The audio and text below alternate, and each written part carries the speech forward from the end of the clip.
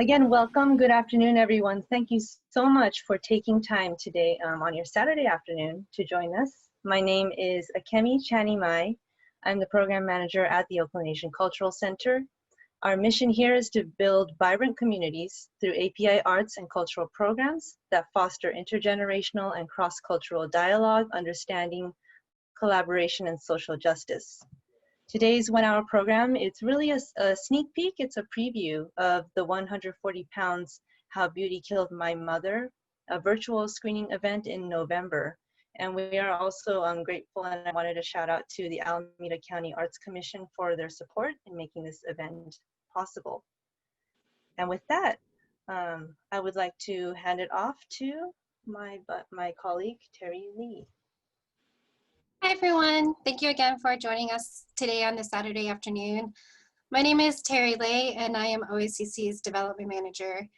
It is a personal honor for me to be moderating this event, not only because I'm a first-generation Vietnamese American, but also because I've always struggled in having positive and healthy mindset with my body image and how I looked, especially around my family. My family has a teasing nickname for me. It's Oompa Loompa, because of how short and chubby I look. And everyone from my mom to my uncle, even to my grandma, told me in some way that I should watch my weight or lose weight ever since I was 11. I'm still self-conscious about how I look, and I get anxious whenever I visit home because the first thing to be noticed or been commented on is how chubby or how round I looked compared to the last time I would see them. Although I know it's coming from a place of love and concern, how do I remind myself not to let it break me down each time? How do I bring it up to say that what they say hurts without them thinking I'm being too sensitive? Or how do I even share these thoughts and really realizing that it's a battle I know I'm not alone in, but it's never been easily talked about to others, and especially to my family, which is why I'm very excited to bring this topic to light and to be moderating today's event. Today's discussion will be an informal but candid conversation around parent-child relationships and beauty standards among our speakers, who all come from different walks of life, to offer unique perspectives and ways we could better connect with ourselves and our parents. It is our hope that you all walk away with some new viewpoints, and we encourage you to ask questions during the Q&A portions of today's program. Before we go into the conversation, I wanted to share a 5-minute preview clip of Susan Liu's one-woman show, 140 Pounds, that will convey some of today's discussion themes.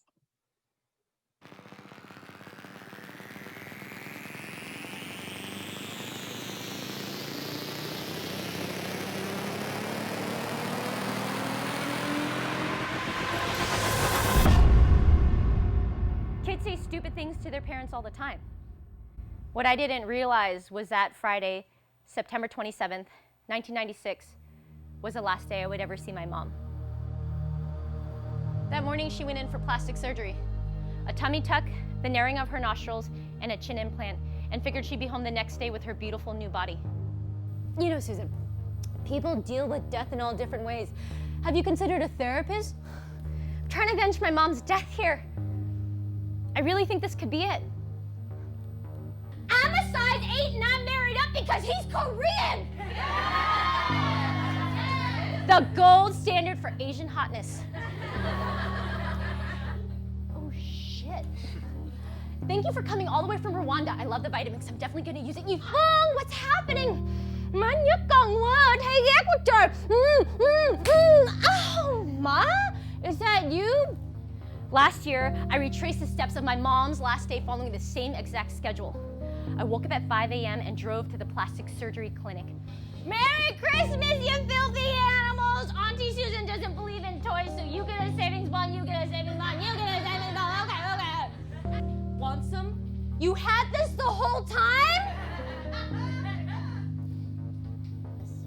You can reach them at 1-800-DIP-E. That's 1-800. Pretty as you wish.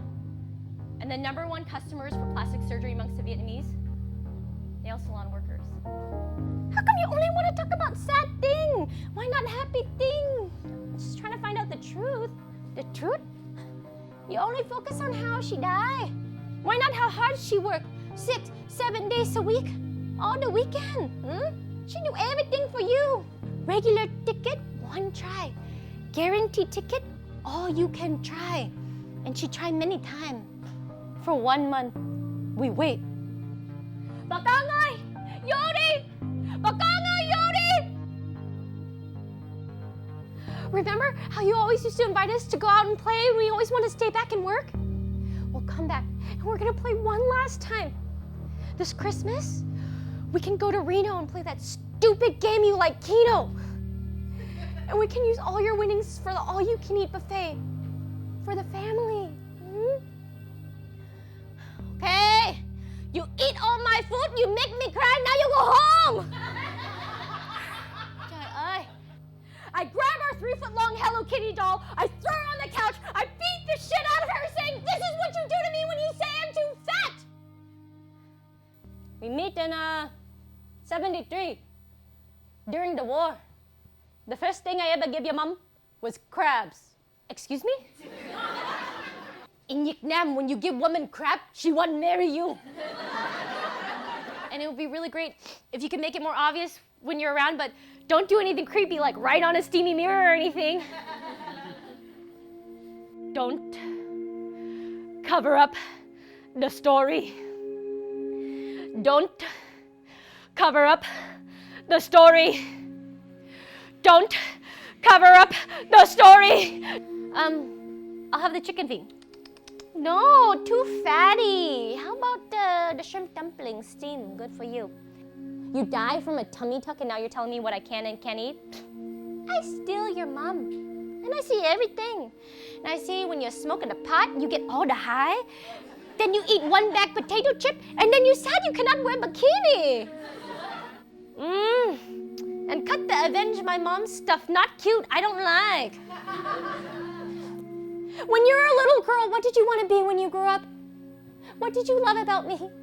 Does it make you feel sad when I hate my body too? When I light incense for you and ask you for help, does it really work? How would I know for sure? If I have a girl, how do I make her love her body? When can you hold me again? I come from a family of hustlers, spirit channelers, and survivors, and I'm not gonna let one negligent man control my destiny or my mother's story. I'm 140 pounds. She was 140 pounds, and so much more.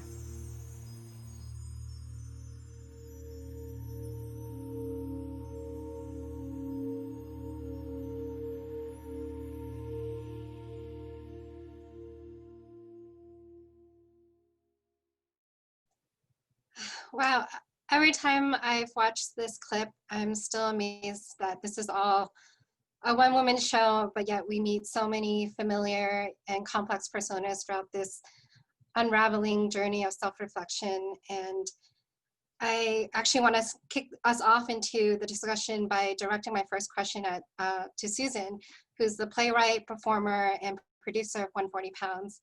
But first, Susan, would you mind telling us a little bit more about yourself? Well, I'm a mom now. I took this show on tour all last year to 10 cities across the country. I wrote a sequel called Over 140 Pounds. There's a poster while I was pregnant, and I gave birth to my son. His name's Art, and he's 5 months old now. So it's just so crazy to watch that part of me. In that performance, I'm actually pregnant, but I don't know it yet when I'm performing on screen. So now it's kind of like, you know, I've spent so long with this mother-daughter story and searching for all this truth, and now it's like in the here and now, I am a COVID mama trying to figure out how to be a parent myself. So how did writing and performing 140 Pounds reflect your idea of beauty and body image growing up? I mean, it reflected everything that I hated about me and society, and it was also my action of redeeming what I wanted it to be. So growing up, I mean, if you've seen that clip, there's like one shot of Paris by Night. And I remember growing up as a kid, you know, we'd sit around the couch and we'd watch, and my family would be like, she don't look good in an owl eye, or like, yeah, she's a little fat, or she should get kicked off the show, you know. And it was just like these little comments where at such a young age, I started connecting the dots, like, oh, being not totally petite means you're not enough, means you're not worthy, means you're not going to be lovable. And even after my mom died, I remember one of these family members, they had pulled me aside and they said, hey, you know, you are eating a little bit too much.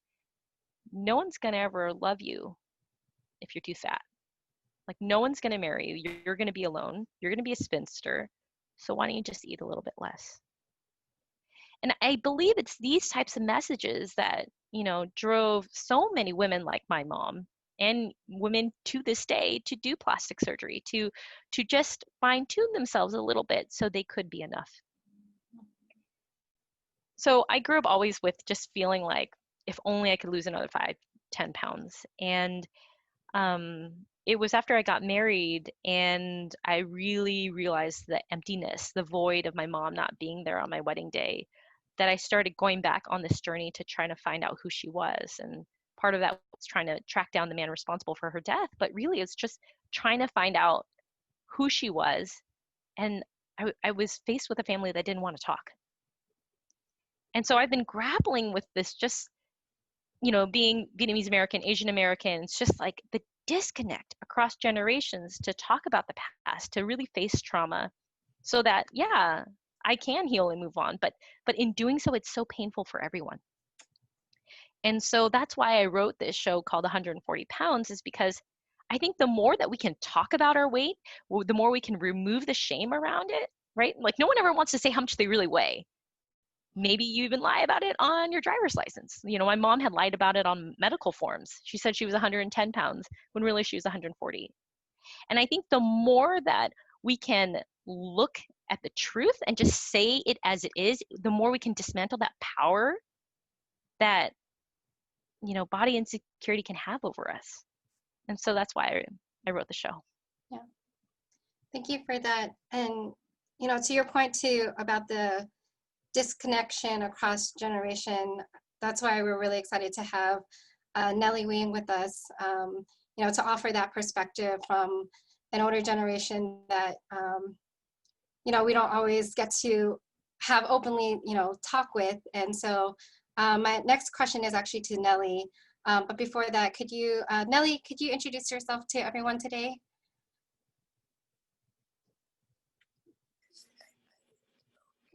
Hi, my name is Nguyen, and I'm known as Nelly Nguyen in America.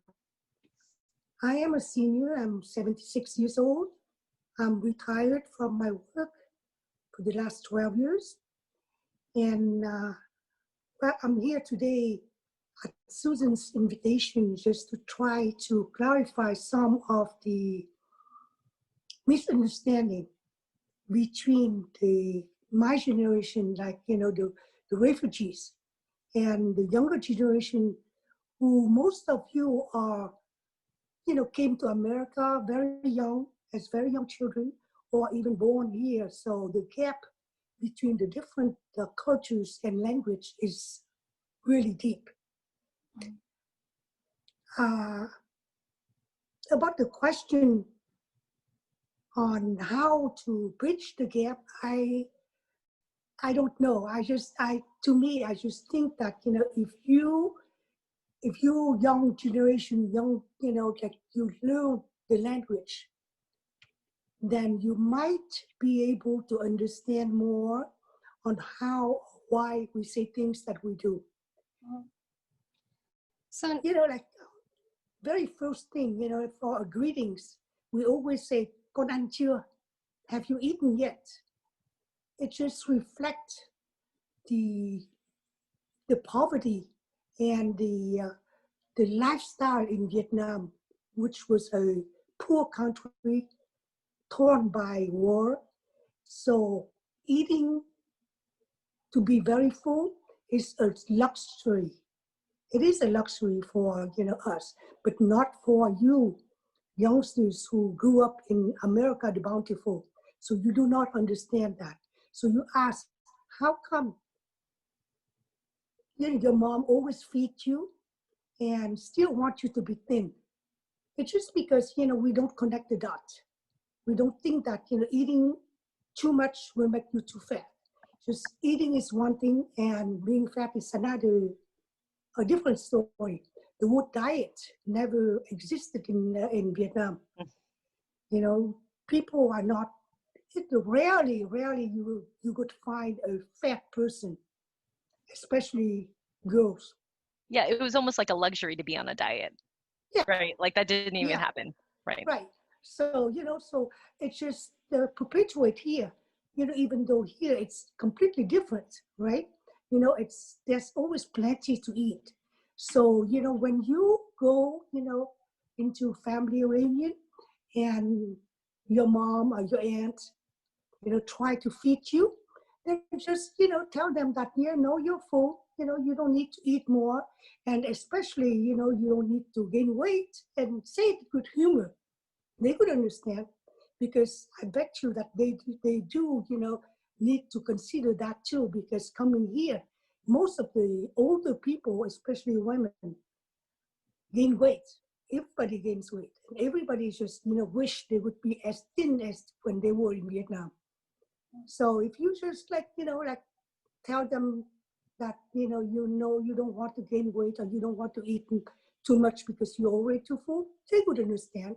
So to me, to bridge the gap, it's just like open communication. They say something that you don't agree with, you can respond to that, but with respect, not being disrespectful, and using the proper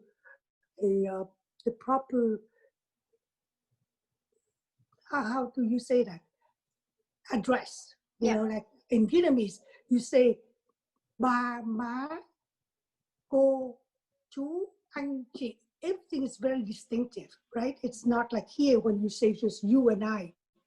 So the difference between the language is that distinction of address that is very, I have to agree, it's difficult. And that's one of the most difficult thing in the Vietnamese language. Yeah. And just like prevent, a lot of youngsters to speak Vietnamese. Yeah. I know, because, like in my family, my nieces and nephews, they always ask me about like how to address other people, older than them, younger than them. What is the proper pronoun to use? Yeah, I think it's good that you mentioned open communication, which is a good segue to introduce Cindy Wang. She is actually a creator of Family Notes Toolkit to really better process those feelings, and having that open communication with your family members, whether it's your parents or just to bridge that misunderstanding gap. Cindy, before I ask my first question, could you actually introduce yourself to everyone and tell us a little bit about yourself? Sure. Hi, everyone. Thanks for being here. I'm a historian, and I teach Southeast Asian history at Brown University. In some ways, I guess I got a PhD to connect with my family, which is a very long journey to connect with your family. But in some ways, it helped me to learn Vietnamese. It also helped me to become more empathetic, as I realized that history is always fragmented and always a process of learning. So besides my formal historical work for the past 10 years, I've also been piecing bits of my family past, reflecting on my relationships and on language, and learning my own voice through art. So I call myself an artist historian, and I've made film and poetry.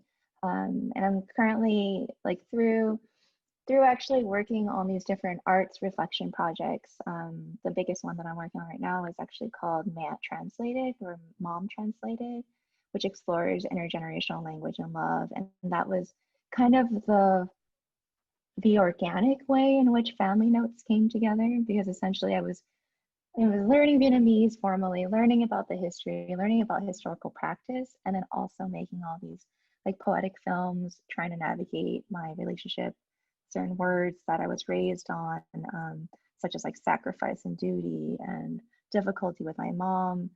And then I kind of organically, family notes came out of that as a way of like kind of just making sense of and sharing the different experiences I've had working, like connecting with my family.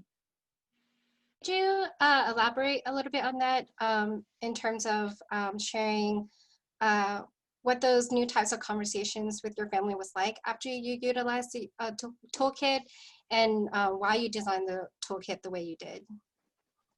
Yeah, so just kind of building off of a little bit of my background, like as a historian and perpetual language learner and artist, I really think about communication and how I approach it from this framework of generous not knowing, essentially that there's always going to be missing pieces.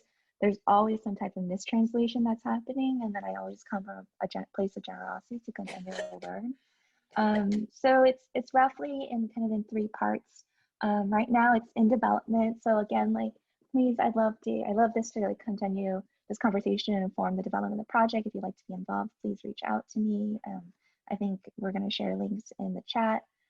Essentially right now it's kind of 3 parts. So the first part is more like self-reflection, kind of like I've thought a lot about like why have conversations? Is every conversation like something I've got to do? Understanding different types of questions, some of which are maybe more like factual or vulnerable, or some that are more reflective and reflexive. Because I think some people want to have conversation, but it kind of comes from a different place. Is it something that like I want to be able to connect and create a family history, or is it that I really want to like confront my family about something that I really need to talk to them about, and it's been hard. The other 2 parts are like conversation starters, and I draw from the tremendous community work that's been done from like StoryCorps, and there's like different activities, and one that I'll just briefly talk about was like a collaborative translation activity where basically for me, translation operates like a permission slip to open the door for really hard conversations.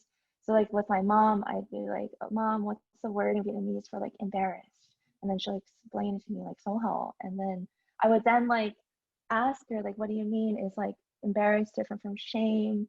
Like what in that context would actually like, what would that look like? And it became this place where we were like through translation, we were basically able to kind of develop this connection to talk about more personal things. And the third part is more like the core part of what I'm really excited about, which is more creative expression. Because for me, actually, conversation is just one part of the healing process. And the other part is more dedicated to like meaning making, right? So once you have these conversations, how do you make meaning from it? And I draw from thinking of like kind of more poetic work or cathartic work about like mourning or celebrating, kind of reauthoring narratives. And like an example of this was the one I was gesturing to before, where I wrote an essay about like these 3 words that basically framed how I was raised, which is like really heavy Vietnamese words like hy sinh, a sacrifice, like khó khăn, difficulty, perseverance, to call, and then how what those words like linguistically meant, but also what it kind of meant to my mom, to me growing up, and how now as an adult my relationship to those words changed. So this is an example where like I wrote the essay, was very cathartic for me, but then I made a film with my mom, and that was like an opportunity for us to just create together.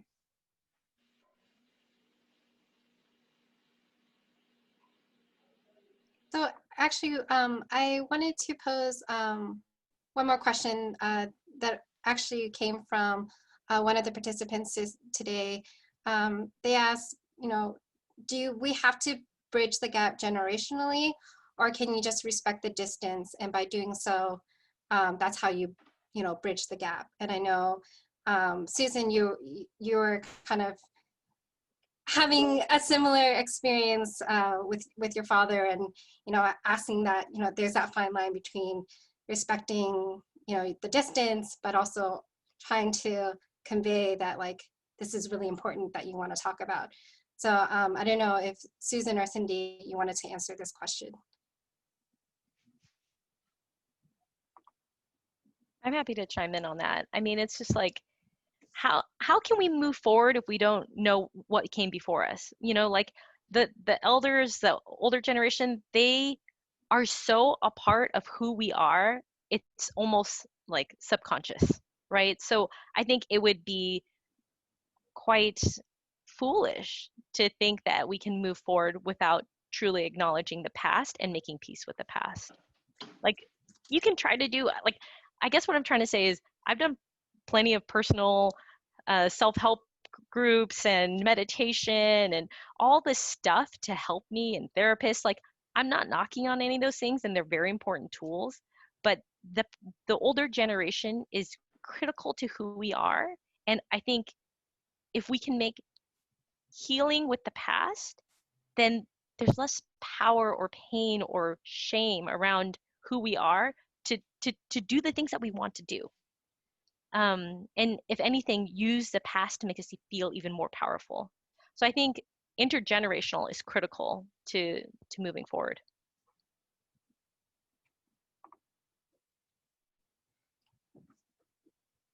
I agree with that. Yeah. Yeah, Well, I agree. I totally agree about, like, gapping the misunderstanding between the generations. And I mean, actually, it is difficult, but it is not. It is not like impossible. It is feasible. By opening up your mind. Like for us, the older generation, opening up to what our children have become.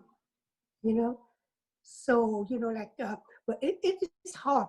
It is hard for the older generation to give their children the respect that they are due, but it is feasible. It's not impossible. So if we just open up and talk to them.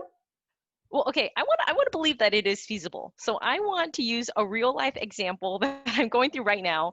And one reason why I even wanted to do this panel was because I wanted to drop in on your knowledge, both Nelly and Cindy. And Nelly, it feels so weird calling you Nelly because you were talking about pronouns earlier, and I just keep wanting to call you Go Gongwe, but then you're like, call me Nelly. And every time I say it, like, I think I'm committing a crime. So I think when we said language is so important Right. to this, it Yes. is true, because language, it signals something like so much broader about our entire culture and all of our values. But Right. anyway, let me tell you about some of my problems, and hopefully, Nelly, you can show us how it is feasible, and then Cindy, we can look towards your toolkit, and maybe you can figure out how we can improve my relationship with my dad, since my relationship, like child-parent relationships, are a very important topic in my work. Okay, so here's the situation. So I just had my baby Art, and it's about maybe a month. I'm a month postpartum. Okay. And, I FaceTime my dad, show him the baby, look, here's your grandson. And he's like, great. I think it's time for you to start focusing on losing weight. So get a wrap, eat a little bit less, like you're not getting any younger here. It's going to be harder to lose the weight later. So just start now.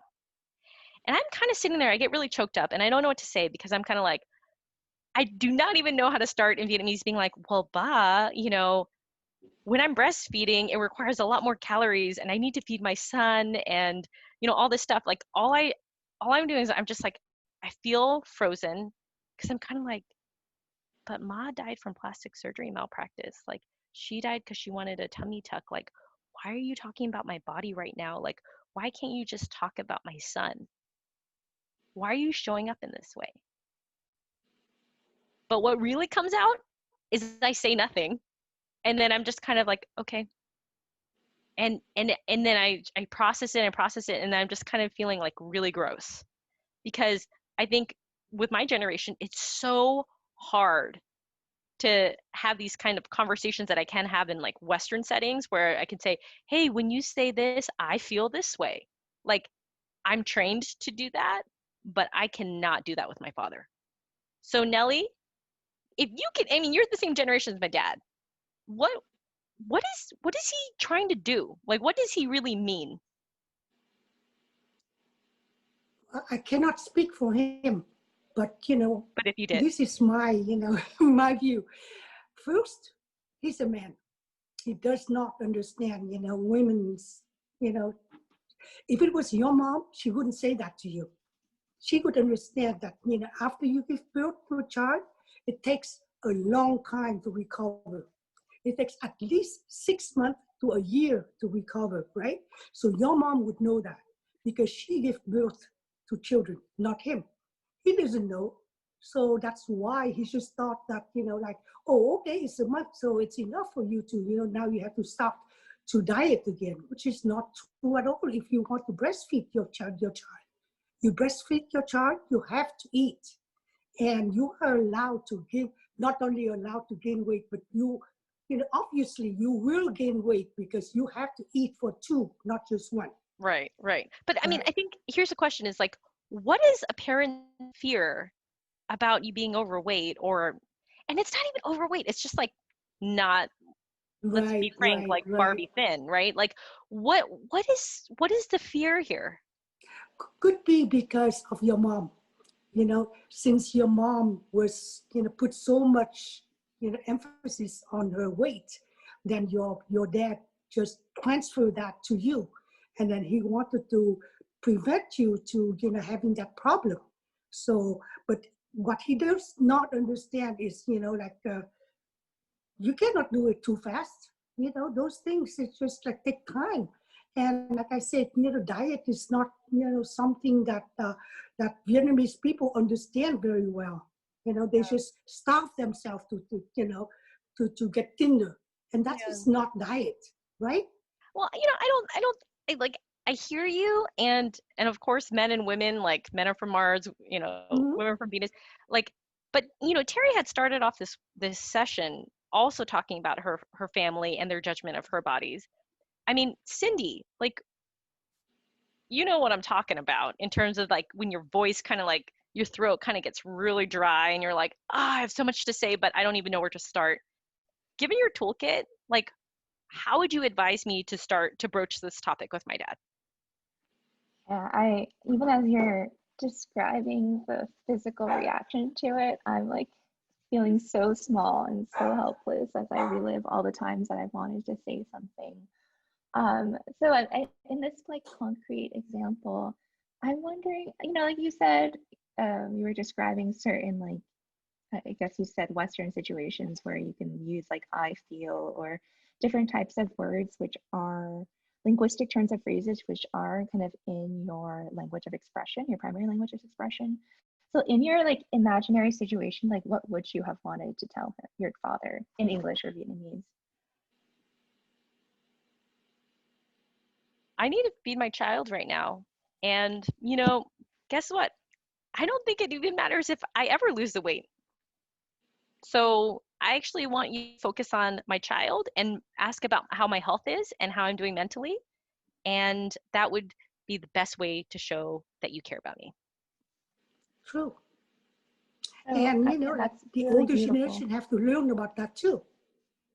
You think I should just tell him?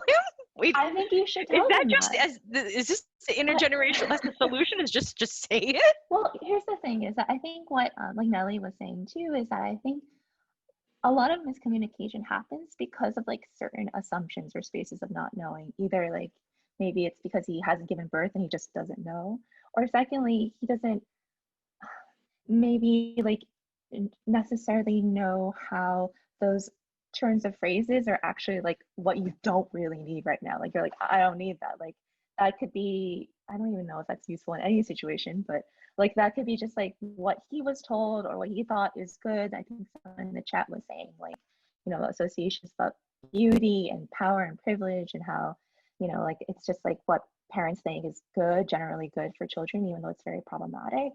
But I think like on the other flip side, it's something that like now that you've had this conversation, like kind of rehearsing these phrases and saying like exactly what you said Susan, in a very profound way. It's just like, this is what I need right now from you. And you throw the ball back in his court for him to actually listen or not. But he won't know that until you basically say that up front. And you might have to say it many times, Susan. Cindy, you said something very interesting, which was how a child can appear good. and like what it means to be a good child, or responding to the upbringing well. So Nelly, in a past conversation, you had given us an amazing Vietnamese colloquial quote, kind of talking about parenting philosophy. Yeah. Can you say it in Vietnamese? And actually, Okay. if folks can just see, like, do you understand if you happen to be Vietnamese? Can you tell us what that quote is on parenting philosophy? This is like a very old quote, okay? It's a long time ago. It does not apply to the present situation, but Vietnamese parents still like to use that a lot. Say, thương thì cho roi cho vọt, ghét thì cho ngọt cho bùi. Okay? Should I repeat it? Yeah, do it one more time. It's so good. Okay. Thương thì cho roi cho vọt, ghét thì cho ngọt cho bùi. Yeah, and earlier we were talking about language and the importance of language. And before you were saying like, oh, this generation doesn't understand. And I was like, Nelly, I'm an amazing 3rd grade speaker, okay? And then when you said that to me the other day, I was like, oh my God, I have no idea what you're saying. Can you translate that? What does that really mean? Okay, the meaning of it is, it's about like raising up your children. If you love your children, you give them rods and beatings. If you don't love them, if you hate them, then give them, sweets and treats. Why? It's because, growing up in Vietnam, a long time ago, it was very hard, right? So the parents have to harden their children, against the hardship to come in the future. So they have to teach them how to endure. So that's why you give them, rods, and you give them beatings, so they learn how to stand up after they fall. If you don't love them, if you just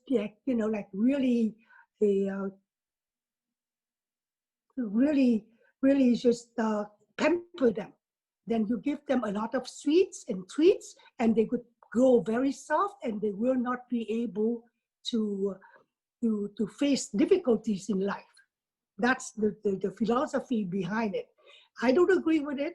Not every parents agree to that, but that's how, they justify being hard to their children. Yeah, I mean, when you say rocks and beatings, I'm like, dang, now I understand my dad on a totally new level, because it's like, he's always saying all this stuff. And, after he told me I needed to start losing weight, I'm working on this physical therapy, I had a tailbone injury. I'm like really trying to rehabilitate. And then finally, oh, rods. Thanks, T. Even better, rods.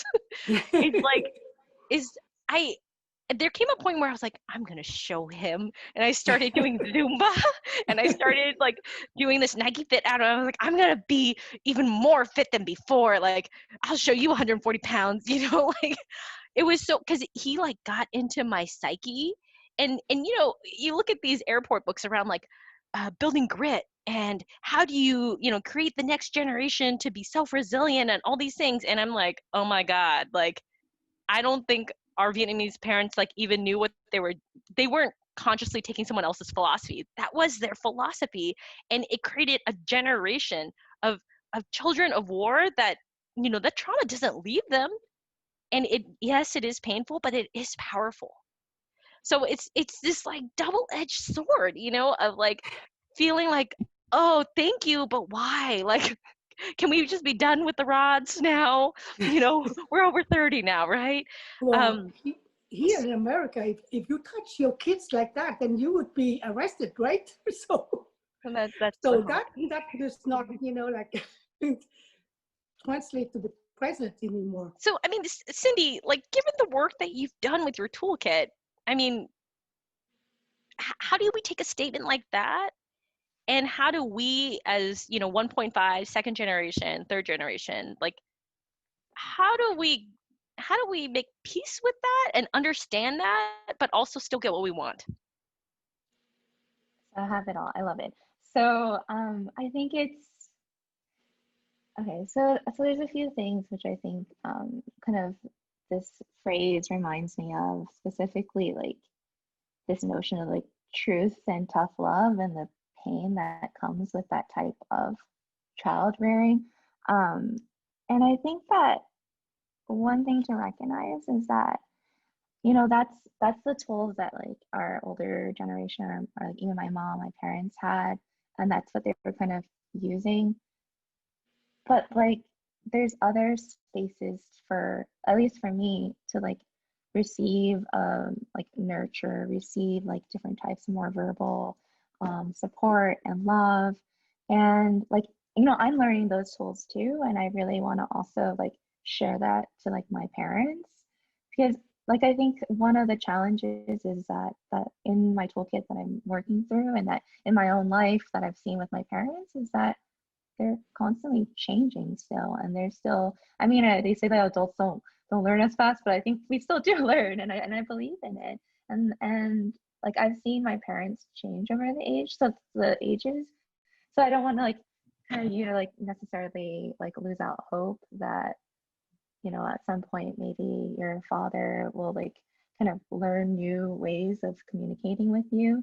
But I think like the other side is that, like, you know, in the time that you're like he's learning and that you're kind of guiding him in this process by like being upfront about your own needs, that you could also be seeking those types of support somewhere else, and that being a very empowering act. You know, it's part of growing up too, and kind of recognizing the limits of all of our relationships, and that we can craft our relationships how we want them to be. I think my mom's on call with this, and you know, I've been away from her physically for a while now, and honestly that's like kind of strengthened our relationship, you know, having that physical distance, and at times just like kind of intellectual distance for us to like, you know, try and experiment and grow in different ways, but also to like cherish and come back.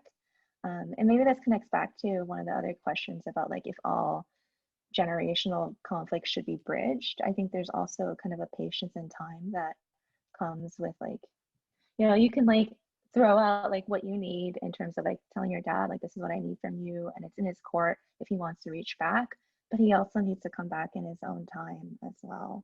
And during that time you could be, you know, I mean, you're creating this beautiful life with art and your family too, and having this opportunity to like reinvent kind of your new, you know, values. Like one part in the toolkit is thinking about like past, present, and future values, and affording that like, you know, understanding our past is really important because it shapes like and gives us the empowering part of understanding who we are today, who our parents and how they've become. But then we also have this choice of like, do we still want to hold on to those values into the future? Is this something that I've got to change? You know, I appreciate the past, I've become who I am, but you know, the world's changing, we are changing, and we've got to adapt to that. Cindy, you bring up a really great point, which is like they are people. Like they're just not your parents. You know, I like for me to art, I'm always like, but I want to make sure he knows that I'm an artist and I'm all these things. And you know, I had actually minimized my dad and put him in a box. And I was like, my dad is this refugee and my mom's death, and I need to understand my past to know where I'm going in the future. And like he texted me the other day. And he was like, you know, I'm really done talking about the past. So can we not? And I was sitting there going like, well then what do we talk about? You know? And then all of a sudden it hit me. I was like, what do I do with everyone else? What do I do with my sister? I send her food pictures all the time of what I'm eating, you know? And I was like, if we communicate so much through food, why don't I just do that with him? And so I started texting him lately, like what I make for lunch. And then he texts me more pictures back. And at least we're just having like a free flow of texting instead of always feeling like, oh, that's the last time we talked. And he always wants me to call him, but I know it's going to be awkward. And I wait longer and longer to call him. And it becomes more and more awkward. And so I think I had this breakthrough the other day where I was like, oh my God, he's like his own person. And I should just treat him as I treat almost like all my peers in a way. If I'm expecting almost a different relationship where I can speak to him in a way that I speak to my peers, because really that's what I'm wanting is more open communication, then why don't I actually change what I'm doing? So it took a while to see that.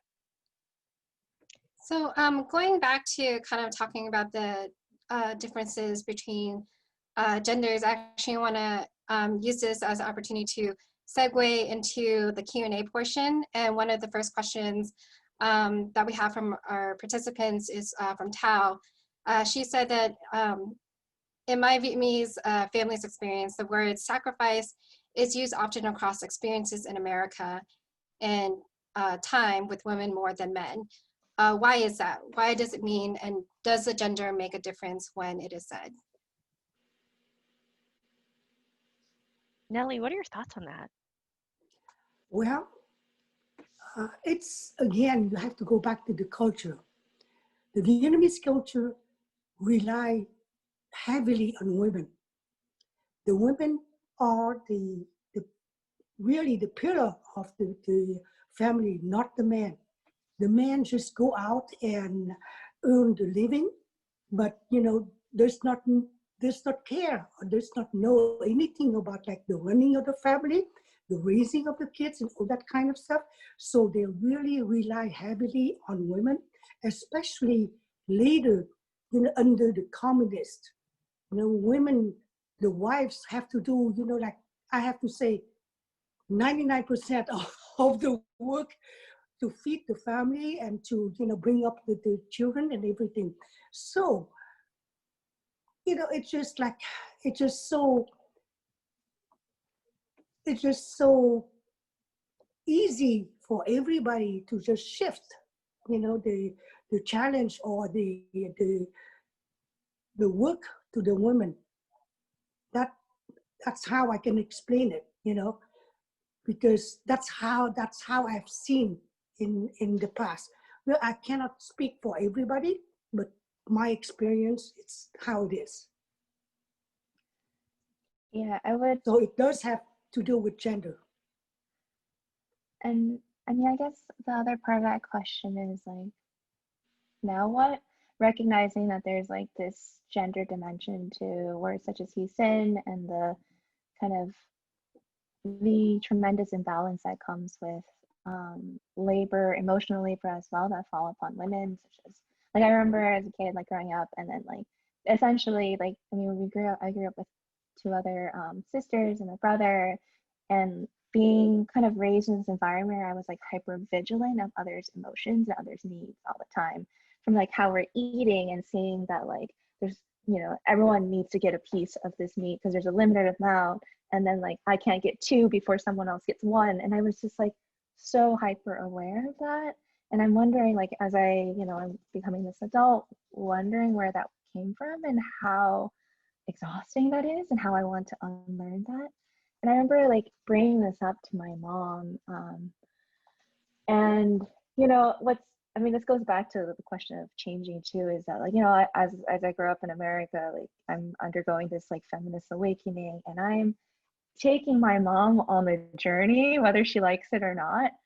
And it's been like really confusing for her, but I think it's just like, and I'm telling her these realizations. I was like, Mom, how come like I always feel so nervous, and I'm always like concerned about others' feelings beyond myself? And then she was like, she was never asked that question. She was just like, that's how it is. Like, that's what you do. That's what a good person, that's what a good daughter does. Like, that's a good person. You care about other people by like sacrificing yourself. And I kept saying like, yeah, but then I won't know how to like take care of myself. And I find that I'm constantly like self-sacrificing. And I think because I like invited her into that process and like named it, and actually I told her how it was quite detrimental to my own mental health, like learning those words and giving it a name and saying, I think this is really bad and I want to change this.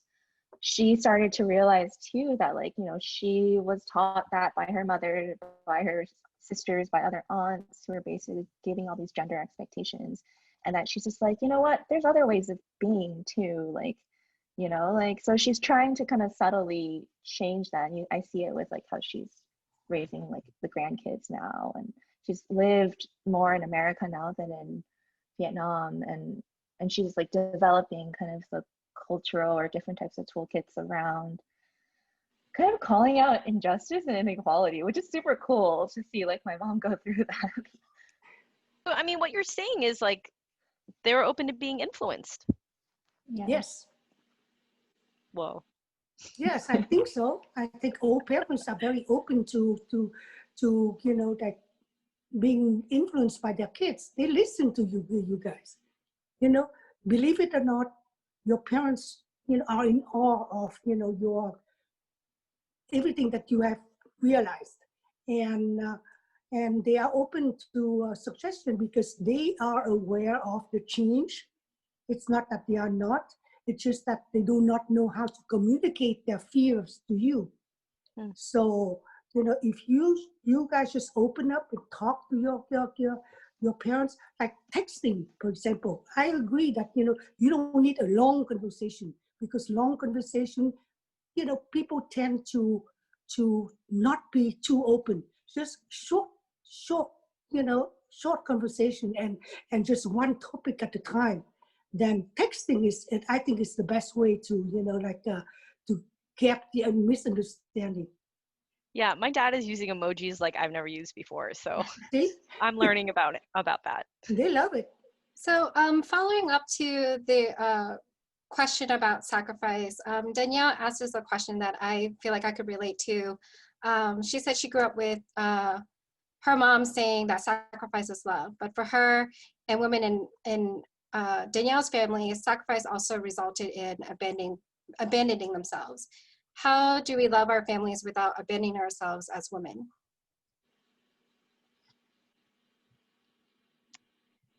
Yeah, I don't know how to say the word boundaries in Vietnamese, but there has been something where having art has started to change me, where I feel like I can have a different type of voice. I mean, for the longest time, I was the youngest kid in the family, right? The youngest of four. And so I had this youngest kid mentality, and I always felt like there was a rank and file on my opinion. And now that art is born, I don't want him to seem like my siblings like talking shit to me, you know, or like, and it's not like really bad intent. It's just this habit of like how we communicate and how we treat each other. And so the other day I got into a tiff with one of my siblings, and, you know, I texted her this long thing where I was like, hey, I'm okay with this. I'm not okay with this. I want to help you out, but but I want respect, and I will only do this if I get respect.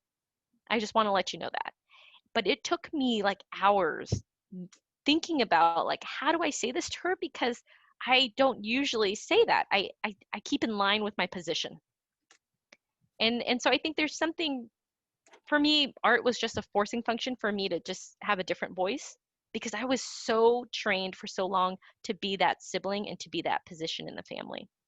So I think for me, I had a catalyst of like, I don't want him to see me being like kicked around, you know, or I don't want to be so sad and consumed with my sadness that I'm not present for him. And all of a sudden there was a new type of trade-off. And then I felt like I was deserving enough to stand up for myself.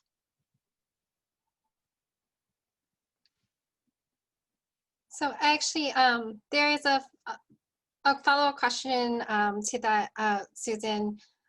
We had a question from Lillian where she said, I feel like my parents are stuck in parenting mode. They treat me and my brother like we are still children. How can we evolve this relationship so that they can see us as adults? Nelly? Well, I think that the mentality is, you know, like no matter how old you are, you're still, you know, the kid, you know, in the eyes of your parents. They still see you as, you know, their little child. So that mentality has to evolve here, and it takes time for them to accept that. But I think that, you know, with time it will become that. It will become that, you know, like parents need to see their kids as adults and not as like small children anymore. But I guess it's not fast enough. Yeah. Do you think parents respect their kids now that they're adults and living their own lives? And Yes. You know, except, you know, we go back to the language again, because like the word respect in English, if you translate it in Vietnamese, it would mean kính phục.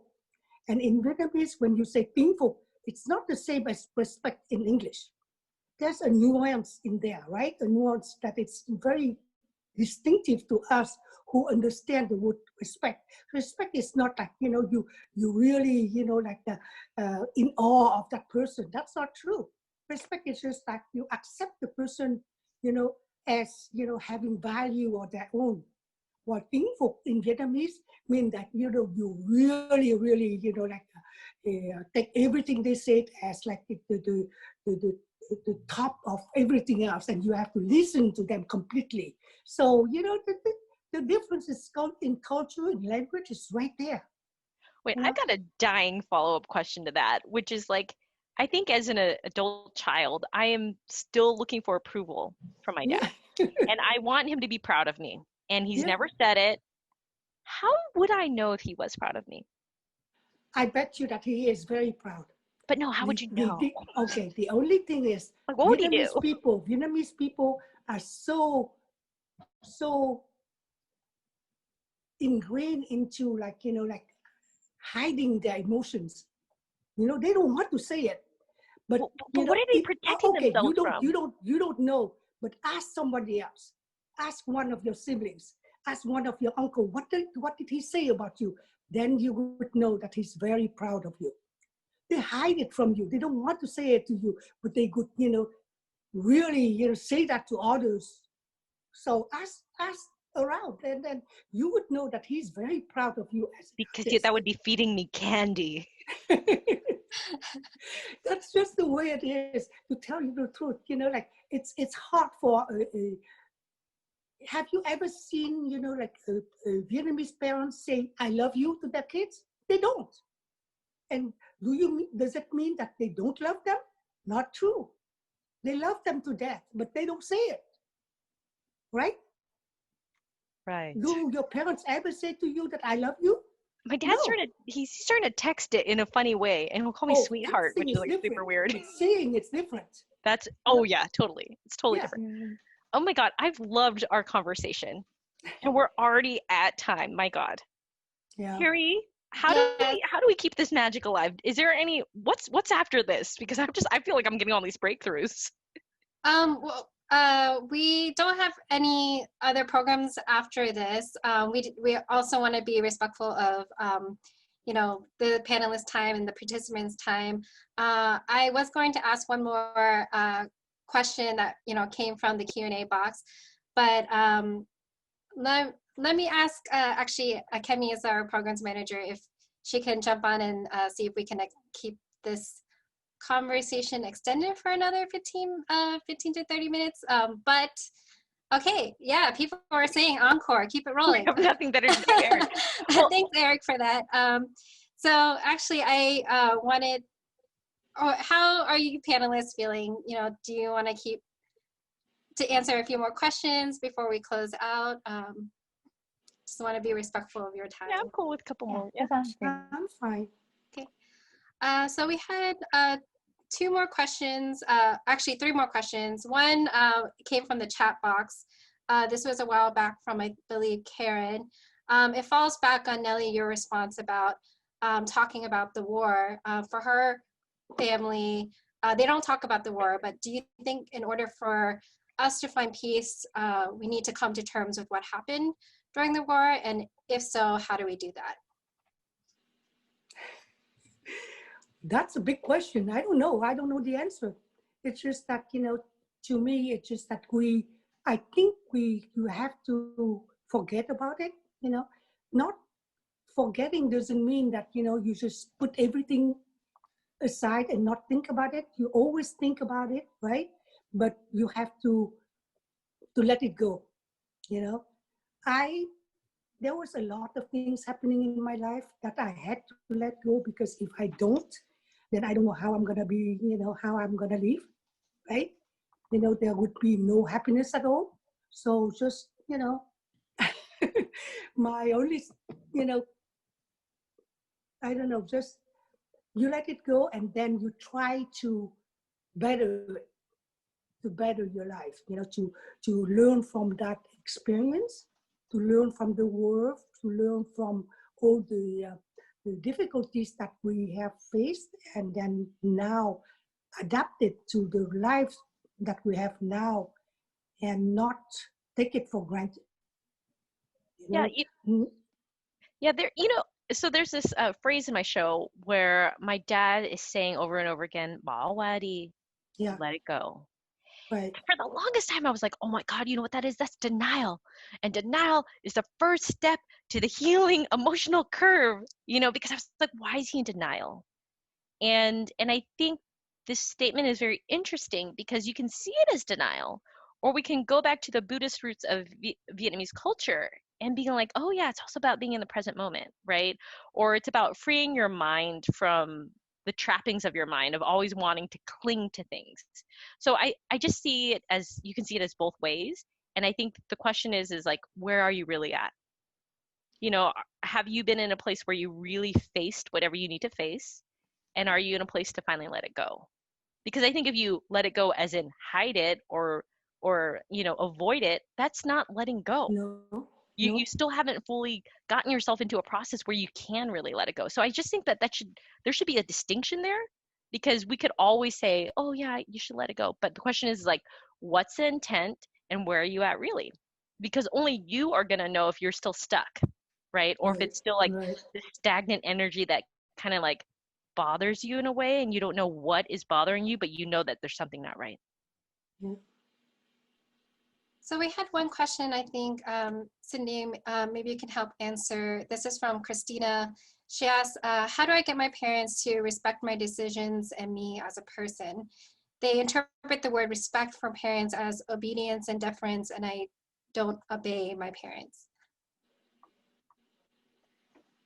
Yeah, I mean, I think that question kind of goes back to what Nelly was saying about how complex the word respect is. And even in, I think, American English, respect is interesting because sure, you could hear and understand and respect someone's opinion, but it doesn't mean that you'll heed their opinion. And that's even hard, I think. I think of like my own partner and we're navigating that relationship where it's like, I hear what you're saying, but I'm not going to do it. And it hurts sometimes because it feels like if I'm offering a piece of advice, I think that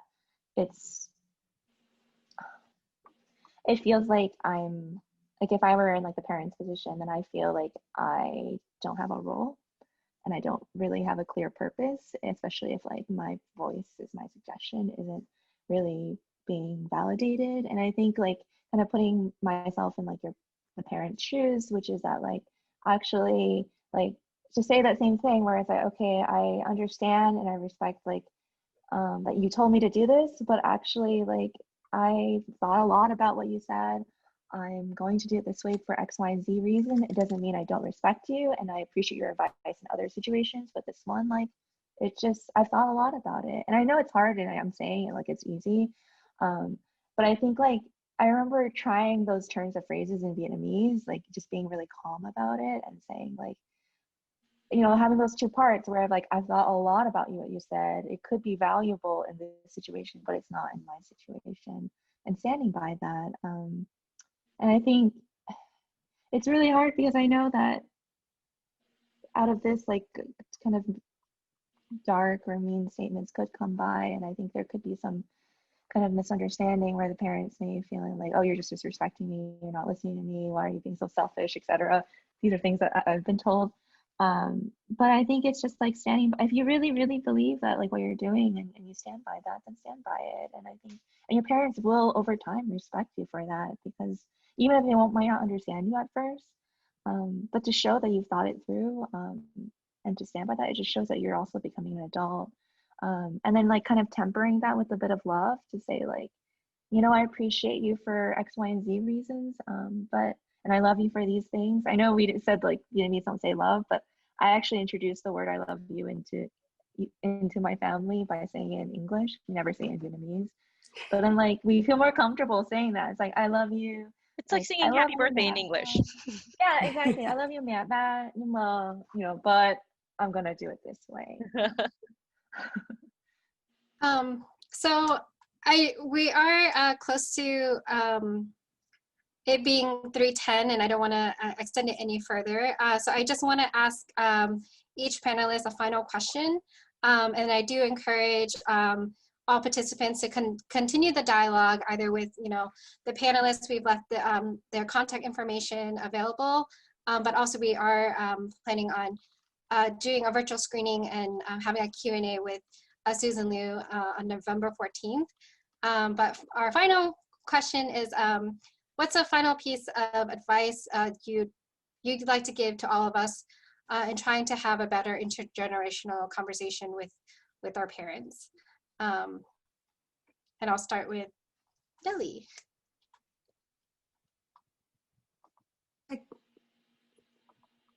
I would think that, keeping, an open conversation between parents and children would help a lot. I would advertise that because, if you cannot explain to your children, why you are doing so and so or saying such a thing that they could see as hurtful, then the children should ask their parents, why are you doing that? Why are you saying that? And they could, explain it to you. And then by explaining things, back and forth, then you would come to a point that you would understand each other better, right? So for me, open communication is like the best way to understand each other.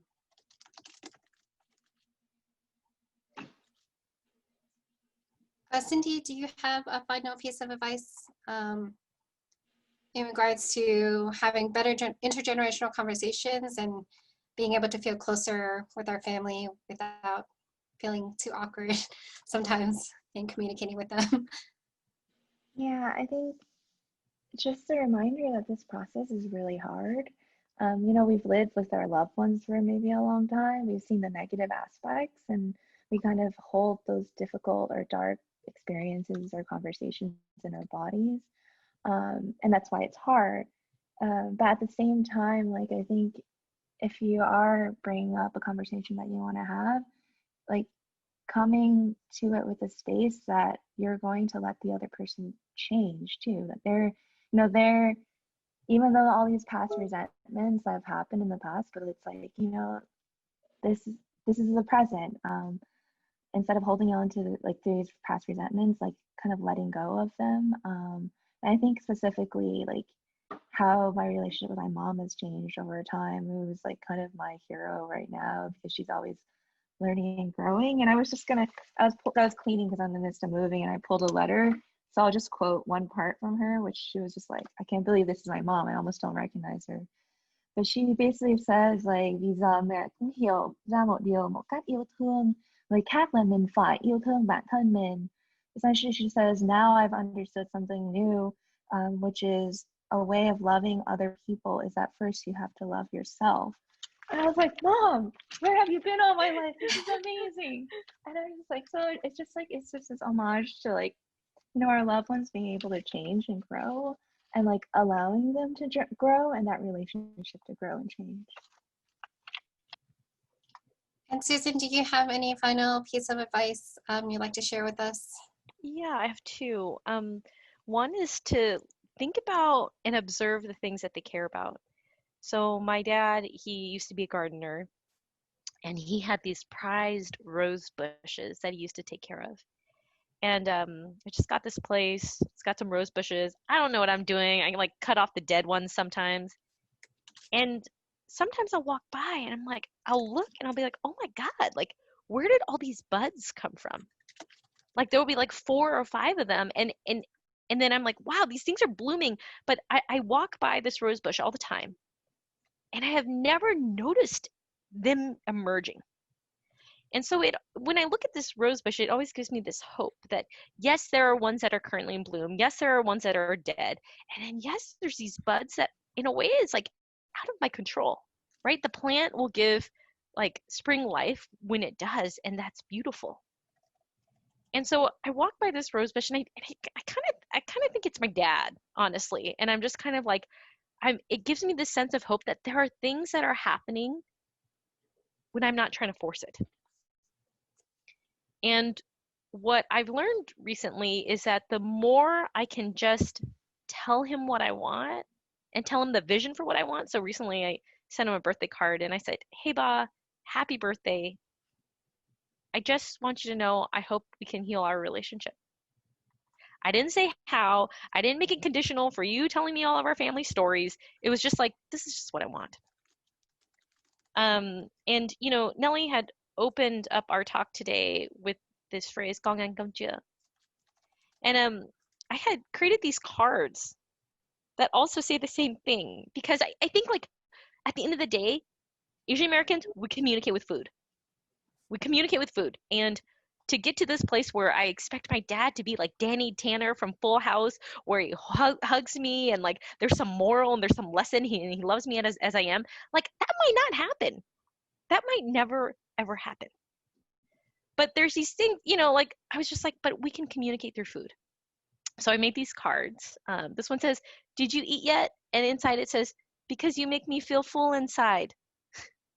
And I've got some other ones. "I made you your favorite because you are my favorite."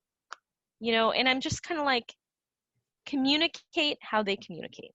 So if they're going to communicate through food, you communicate through food. Why don't you make them their favorite dish? Or maybe you send them pictures to show them that you're thinking of them through food. Like, as much as I am born here and I kind of wish my dad would communicate to me like these personal growth workshop communication experts and coaches, maybe I can kind of like take a step back and do it his way, and do it so he can also hear me through what I need to say. But I also need to let him know that I want change too. Right. And then I have to let it go. Let go of that expectation, which is so hard. So I really want to thank everyone for participating today and for staying on for another 15 minutes with us. We really enjoyed having the conversation, and again, so honored to be able to, you know, moderate this panel with, you know, Susan, Nelly, Cindy. You all offered really new perspectives for me to really preserve my self-worth, which is something I feel like I struggle all the time. I just want to close out by introducing Akemi back on to kind of close out for us, and I'll also send the link for our upcoming event with Susan again in November to show the full virtual screening of 140 Pounds. So Yeah, thanks for tossing the baton. I have nothing else to say except this was phenomenal. I really hope, I'm seeing so much energy in the chat that I hope, and I'm positive that there will be a lot of conversations to continue, and I'm looking forward to seeing you all if you can make it on November 14th. So yes, thank you, Rachel, also for helping with the tech side of things in the back end. And with that, I wish you all a wonderful Saturday afternoon. Thanks, everyone. Take care. Thank you. Thank you, everyone. Text someone you love them, or text them a food picture. Okay. Bye.